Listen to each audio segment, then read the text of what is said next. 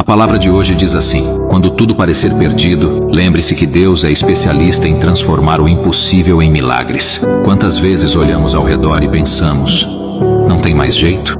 Mas é exatamente nesses momentos que Deus age. Ele não é limitado pelo que vemos ou entendemos. Quando tudo parece perdido aos olhos humanos, Ele nos mostra que o impossível é apenas o palco para o seu poder. Lembre-se de Moisés diante do mar, de Davi frente a Golias e de tantos outros que experimentaram milagres. Eles também enfrentaram situações que pareciam sem saída, mas confiaram em Deus. O mesmo Deus que abriu o mar e derrubou gigantes está contigo hoje. Por isso, não se desespere. Entregue suas dores e desafios ao Senhor. Ele é especialista em reescrever histórias e transformar lágrimas em vitória. Creia, porque o impossível para você é apenas o início do milagre que Ele está prestes a realizar.